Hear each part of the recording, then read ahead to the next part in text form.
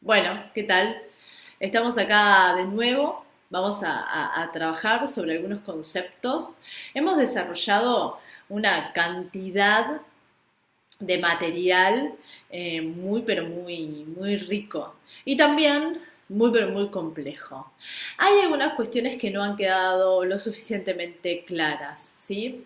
Pero vamos a tomar como eje qué sucede en las interacciones sociales en general y qué cuidados tenemos que tener en las interacciones sociales, en particular con las personas en fase final de la vida. Entonces, este nuevo, este nuevo recurso que es pensarse a sí mismo en su propio desarrollo personal para lograr el mejor soporte e intervención, el mejor soporte e intervención social para ampliar el apoyo social, y ahora vamos a aclarar un poquito esto, es una perspectiva interesante donde humaniza las intervenciones. ¿Qué significa que tenemos que humanizar las intervenciones? ¿Y por qué? Bueno, no es que estaban deshumanizadas, desde ya quienes intervienen en estas situaciones, en estas experiencias, son seres humanos, ¿verdad? Pero humanizarlas significa tratar de entender qué sucede con la comunicación, ¿no? Hay un dato muy pero muy interesante. Cuando vimos el tema de la valoración del dolor y que muchos informes o estudios dan una, una, una hipótesis, confirman una hipótesis bastante interesante, que es que los profesionales que están excesivamente abocados a la tarea, en particular hacia las problemáticas oncológicas, no pueden hacer una valoración adecuada del dolor, no pueden hacerlo. Sí lo pueden hacer otros profesionales, o incluso lo pueden hacer mucho mejor auxiliares o cuidadores, ¿verdad? No tienen el timing que se necesita para poder comprender cuál es ese dolor, ¿no? Y lo sobrevaloran o lo infravaloran, ¿sí? O suponen que hay como una fragmentación entre quienes podrían realmente conocer el dolor o tener una conciencia del dolor y quienes no, ¿no? Esto en relación a la cita donde aparece la sugerencia en la guía práctica clínica sobre los cuidados paliativos española, aparece la sugerencia en la cual un profesional de la salud abocado a los problemas oncológicos tiene la creencia de que él o ella sí podría absorber información respecto a la enfermedad y sí podría tener una valoración adecuada en relación a el dolor, ¿no? O el padecimiento respecto a. El sufrimiento es una instancia humana de muy mala prensa en la actualidad, ¿no? El sufrimiento es como el gran enemigo. En la actualidad el sufrimiento es el gran enemigo, ¿no? No nos permitimos comprender que sufrir es parte de nuestra existencia, es parte de nuestra experiencia, ¿no? Que tiene los condimentos existenciales o experienciales suculentos de nosotros los animales humanos, ¿no? Digamos, estamos en este hilo, ¿no? Que es nuestro andar por la vida, que no tiene vuelta atrás.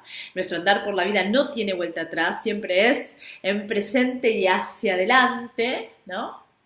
Y en ese curso podemos tener diferentes emociones, diferentes sensaciones, ¿no? La alegría, la tristeza, la paz, la agonía, la incertidumbre, la certeza, el dolor, el sufrimiento.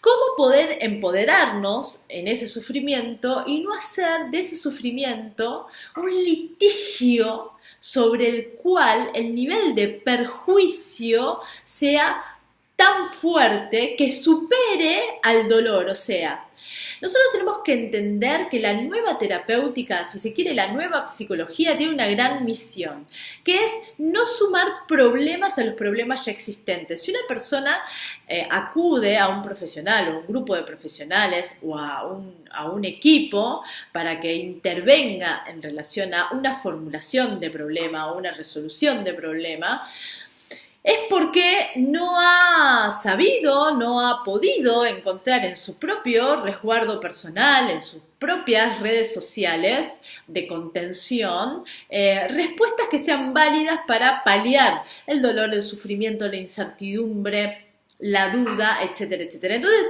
acude a profesionales, ¿sí?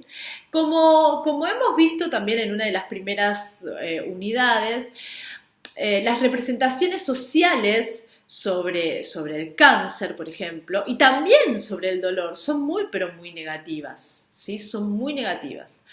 Y cuando aparece esa asociación de estado de creencias con valoraciones negativas sobre el dolor, o sobre el cáncer, o sobre ciertos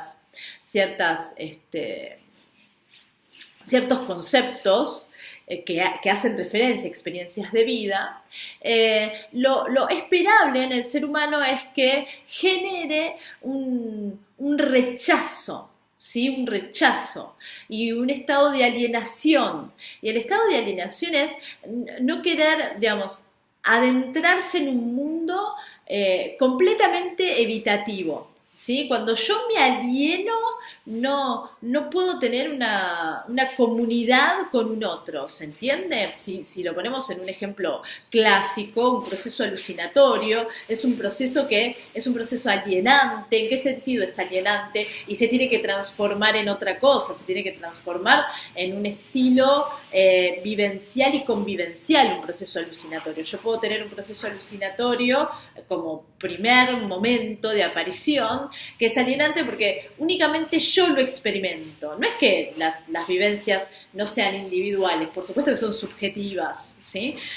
Pero la alienación es que hay un comportamiento que está por fuera de la media, ¿no? Y yo no puedo acceder a algún tipo razonable de explicación o de interpretación o de afrontamiento, ¿sí? Hasta que puedo llegar a tener una instrucción, ¿no? Compartir una instrucción o armar un aleccionamiento con un profesional a cargo, con el cual hagamos equipos, para poder comprender cómo llevo adelante ese proceso experiencial, que no me tiene que asustar, que es un proceso esperable en muchas personas que, como yo, pueden tener alucinaciones y delirios, bla, bla, bla, bla, y que voy a necesitar un estilo saludable de interpretación de esa circunstancia, ¿no? Entonces, imaginen esto, imaginen una persona con depresión, ¿sí? Ahora falta la última unidad, que es sobre duelo, ¿sí?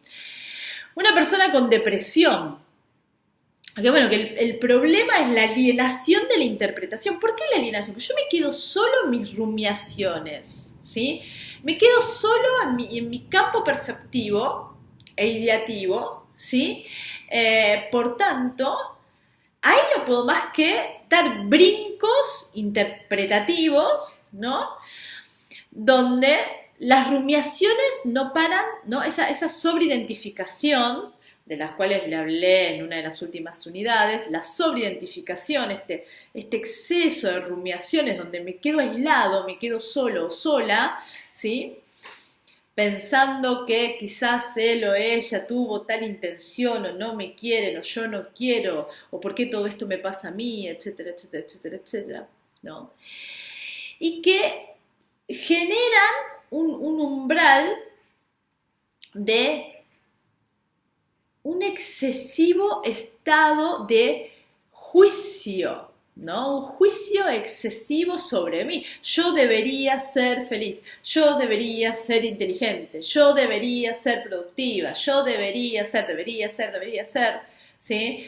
Y ese tormento prácticamente, tranquilamente se puede comparar la depresión actual, ¿sí? Con la tortura de la gota de agua, ¿no? La gota de agua en la cabeza, ¿sí? Es permanente, ¿sí? Ahora, yo puedo seguir con mi vida, es muy interesante, ¿no?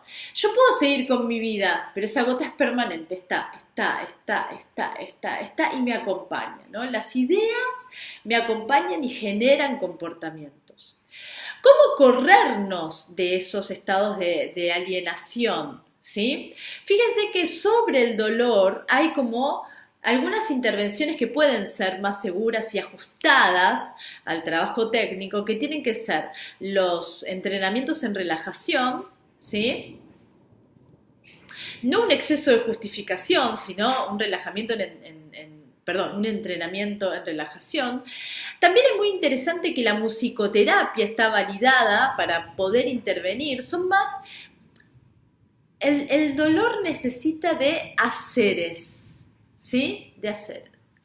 Quizás, vieron que hay algunas precauciones, ¿no? Quizás en algún momento una persona necesite la luz baja, ¿no? La voz baja del otro, ¿no? El silencio. El silencio también es una acción, ¿no? Pensemos en la música. El silencio es parte de la partitura, no es una nada, ¿no? Entonces, lo que necesita el dolor es acción, ¿sí? Es un llevado a la acción, una acción que sea específica. Voy a usar esta vieja frase de Freud, que si bien no tiene este contexto, pero vamos a utilizarla en el sentido general, una acción específica, quiere decir, una acción que sea tan, pero tan empática, que al otro le genere bienestar. Acá vamos ahora a la teoría de la compasión, ¿sí? A la terapia de la compasión. Que yo pueda deshacerme del debería, ¿sí? Imagínense que todos seguramente somos adeptos a lo vital, ¿no? La otra vez, yo estoy haciendo una segunda carrera, ¿sí? Y entreno, y bueno, como seguramente hacen ustedes, ¿no? Entonces, cuando me preguntan, digo, sí, la verdad que hago, porque un día se termina, ¿no? Y cuando se termine, ya está, digamos, no podemos ir atrás. Vamos avanzando y queda maravilloso patrimonio que es nuestro cuerpo, que nos va a acompañar hasta la última instancia, ¿no? No quiero dejar en el tintero esta hermosa sugerencia de la guía, que es dar versiones optimistas, ¿no? Bueno, en realidad el ser humano, o esta empresa que es nuestro cuerpo, es la mejor versión optimista. Esta empresa, yo sigo con ella, y cuando se termina, ¿no? Por tanto, ¿cómo afrontar esas situaciones? Como me preguntaba un compañero, bueno, ¿cómo distinguimos entre una técnica o una estrategia técnica psicosocial o el apoyo psicosocial?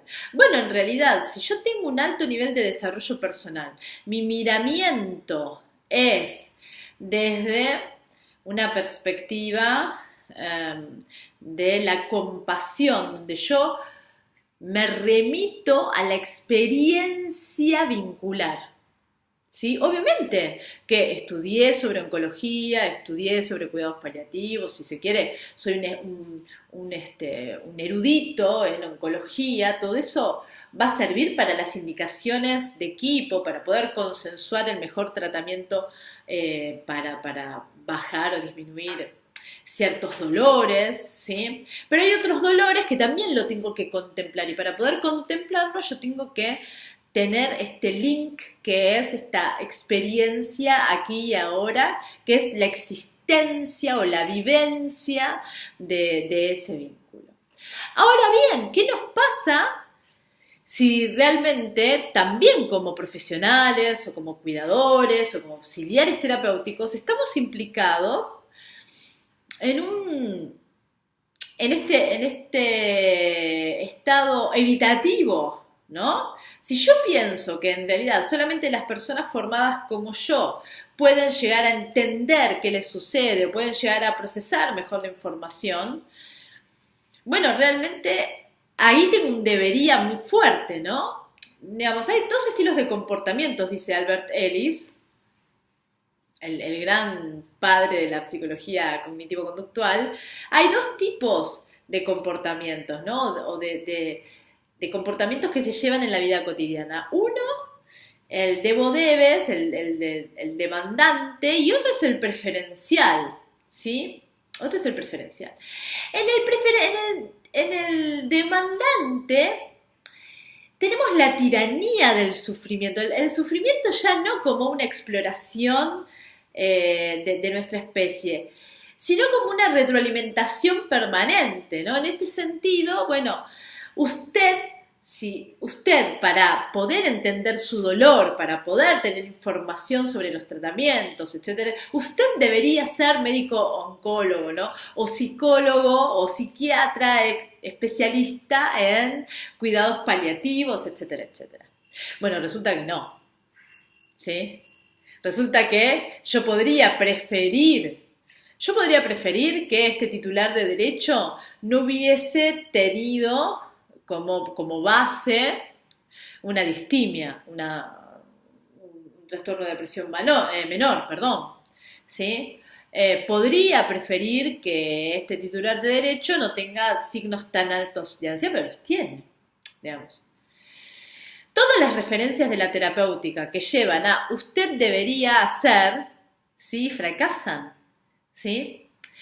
Ahora bien, ¿cómo llevamos a otro curso en el cual yo pueda intervenir con una obediencia que primero comience en mí, en un estado preferencial de intervención? Porque no olvidemos que este ciclo se llama, ¿no? Cuidados paliativos, ¿sí? Pero tiene un eje, que es la concentración en la persona, ¿no? El cuidado espiritual, psicológico, convivencial de la persona, ¿no? La persona como un ente sensible, ¿sí? Entonces, toda intervención que lleva el curso hacia la resolución de problemas se fortalece con las interacciones sociales, ¿sí? Mi comunicación entonces tiene que estar en concordancia con un dominio personal sobre mi propia ansiedad y con un monitoreo importante sobre mis creencias, ¿no? Que estén relacionadas con el tema, o quizás con la vivencia en particular de Juan Pérez, ¿no? Juan Pérez, María García, no importa, que viene y que se expresa su dolor de esa manera, o excesivamente dramática, o excesivamente fría, o, digamos, ¿no? Como sea. Ahora, ¿qué sucede si en esa situación mi ansiedad aumenta estrepitosamente, ¿no? O viene un familiar y me dice, pero doctor, doctora, licenciado, licenciada, ¿no? No hay ningún tipo de respuesta, lo veo cada vez peor, no sé qué hacer, estoy desesperado, desesperada. Entonces, comunicativamente tenemos que entender que la comunicación aversiva, donde esa persona está en condiciones muy pobres para poder pensar antes de actuar, porque está sometida a una situación de estrés, la persona está sometida a una situación de estrés. ¿Por qué está sometida a una situación de estrés? ¿Cómo definimos el estrés? El estrés es una sobredemanda psíquica, ¿sí? Esa persona está con una sobredemanda psíquica para poder adaptarse a todo el radio que tiene que ver con afrontar una factible muerte, afrontar una enfermedad, afrontar el dolor en el otro, afrontar el propio dolor, afrontar un futuro inmediato, etcétera, etcétera, etcétera. Por tanto, en esas condiciones es esperable, quizás no preferible, pero es esperable que un familiar, un amigo, una amiga, ¿sí? Responda o tenga interacciones comunicativas bajo el sostenimiento o bajo la expresividad del estrés. Y en el estrés la ansiedad manda, ¿sí? Y es muy difícil hacer usufructo de este derecho personal que es pensar antes de actuar. ¿Se entiende? En el estrés, la ansiedad manda, ¿no?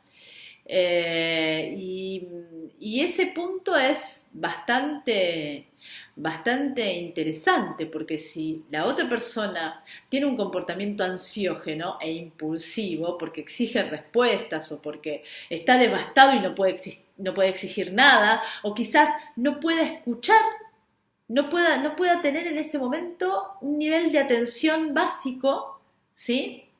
O no pueda sostener escucha activa para poder hacer un seguimiento en equipo, ¿sí?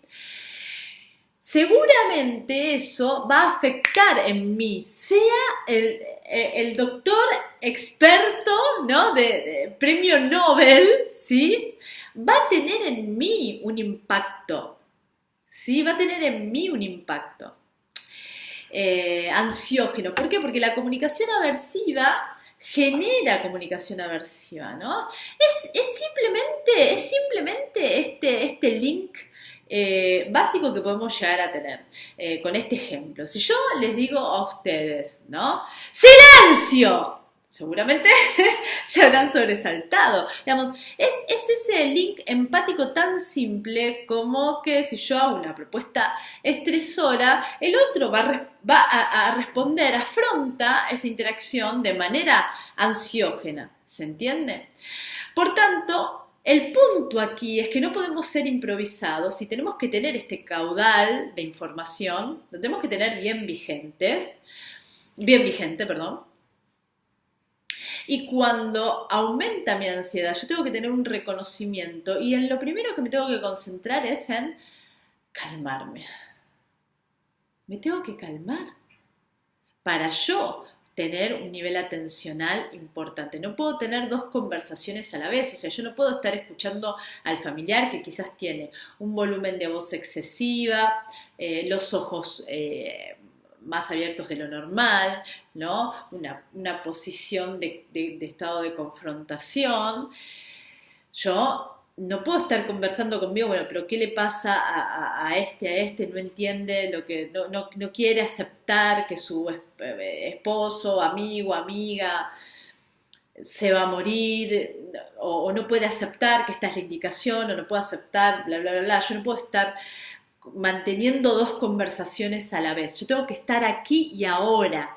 Estar aquí y ahora es únicamente concentrarme en la respiración. ¿Por qué hablamos tan frecuentemente en la concentración en la respiración? Porque los seres humanos nos hemos abandonado a la exposición y venta de una idea sobre nosotros mismos que es por fuera del núcleo de la experiencia sensible.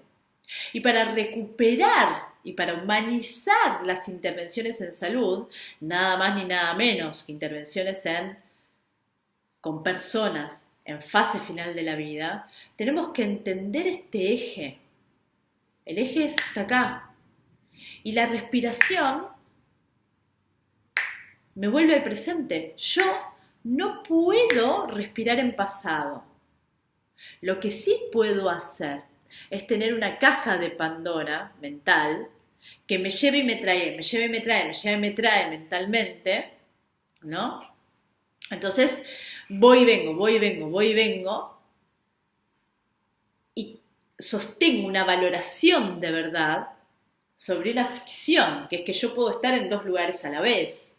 En el pasado inmediato, en el futuro inmediato, acá, ¿no? Y el mejor diseño o instrucción técnica que yo tenga previsto, si ese modelo se aborda desde un exceso ansiógeno y sin una escucha activa, sin una posibilidad empática relacional,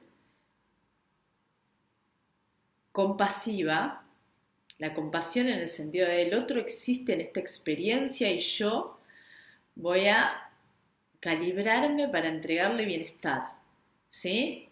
¿Cómo? Bueno, armando lazos comunitarios, ¿Qué quiere decir esto? No me quedo solo en la percepción vacía, ¿sí? De todo lo que debería hacer y no hice, de todo aquello que tendría que decir y no digo, sino en la consideración de este momento de la vivencia que tiene que ir al son de la respiración. Poder concentrarme en la respiración va a hacer que yo logre atender más en el presente, logre conectarme con la otra persona y logre poder llevar adelante las indicaciones de manual incluso, ¿sí? Una sugerencia, ¿no? Una invitación a consensuar un tipo de tratamiento u otro, como paliativo al dolor, ¿sí?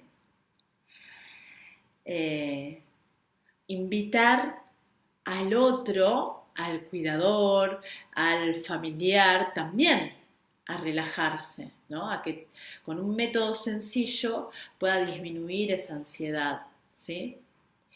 Yo les voy a explicar cómo es la relajación. ¿Mm? Vamos a hacer un ejercicio de relajación, pero en otra clase. Vamos a hacer una clase breve. Ahora espero disfruten de todo este mensaje, ¿sí?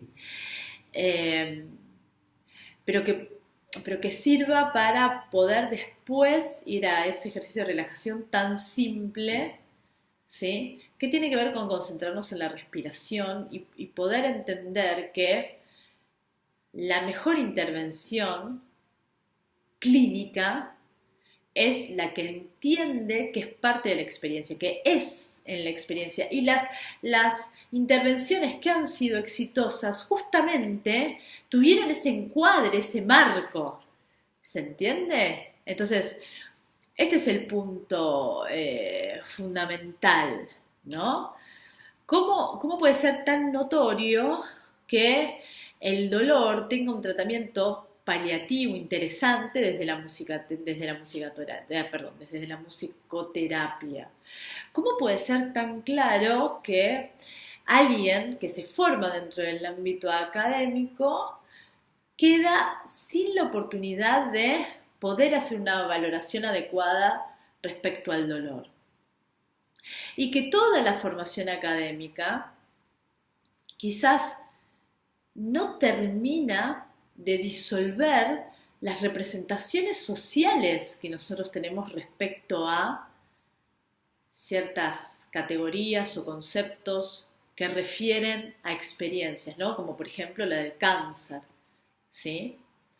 Entonces, en este hilo que trato de hacer sobre todas las unidades, tenemos que encontrar un modelo de calibración, ¿sí? Nosotros podemos tener información muy rica y contundente respecto a cuáles son las mejores intervenciones, ¿no? O las intervenciones de práctica óptima, la antrozoología, ¿no? Ustedes se habrán preguntado, bueno, pero ¿por qué es tan eficaz un perro? ¿No? ¿Por qué es tan eficaz un perro? Bueno, porque el perro tiene esa comunicación que no puede ser de otra manera más que desde la experiencia, ¿sí? Vieron que un perro, un gato, no tiene la oportunidad de reproche sobre nuestro comportamiento, ¿no? Vive en el aquí y ahora y se comunica desde el aquí y ahora, ¿sí? Entonces, si yo trabajo desde esa dimensión, comprendiendo que hay otros animales que son más inteligentes en este estilo de asertividad, ¿sí? También puedo precisar o tomar una fuente superior, más calificada, cuando tengo que intervenir simplemente en convocar a un equipo para que los apoyos sociales tengan los efectos deseables y que necesita la persona en fase final de la vida y su entorno familiar, ¿verdad? Los diferentes apoyos sociales. ¿Cuáles son las intervenciones psicosociales? Bueno, que yo esté formada en desarrollo personal, que yo esté formada en entrenamiento en relajación, que yo esté formada en comunicación, que yo pueda armar una intervención básica y estratégica en el cual hay un encuadre que fomente una adherencia a ciertas instrucciones, una adherencia a cierta guía, ¿sí? Y a la vez que fomente una multiplicación, ¿no? En las respuestas, ¿sí? En las buenas respuestas, en las respuestas de bienestar, en los encuadres de las redes sociales, los apoyos espirituales, ¿verdad? Pero para eso yo tengo que tener esta experiencia sensible que es de uno a uno, ¿no? Hago la referencia a otros animales porque es muy sencillo poder ver ese comportamiento, ¿no? Como otros animales pueden tener esta capacidad de comunicarse con nosotros sin este ir y venir de... Imagínense que yo esté pensando en este momento, ¿estoy siendo lo suficientemente clara? ¿Me podrá entender la alumna o el alumno que me mandó un mensaje? O, ¿no? Si yo estuviera rumiándome, bueno, sería más torpe. No quiero decir que esta clase sea magistral, pero quiero decir, yo tengo que aprender a limitar mi torpeza, ¿no? Dejarme llevar por todo lo que vengo pensando durante este tiempo, dejarme llevar en un alto nivel de autoconfianza, ¿sí? Y en la tranquilidad factible, ¿sí? Para que este momento sea de la mejor concordancia entre aquello que quiero decir y aquello que digo. Para que haya concordancia entre aquello que quiero decir y aquello que digo, tiene que haber un estado de tranquilidad. No puedo estar aislada, empobrecida en mis rumiaciones y mis creencias, ¿sí? Bueno, vamos a hacer otro pequeño encuentro, ¿sí? Para hacer un ejercicio de relajación simple y vamos a hablar sobre la ansiedad, ¿no? Y un poquito de esta relación entre la ansiedad y la depresión. No solamente en la persona en fase final de la vida, sino en las personas que pueden estar involucradas a su alrededor. Bueno, espero que hayan disfrutado de esta clase. Les mando un saludo enorme. Chao.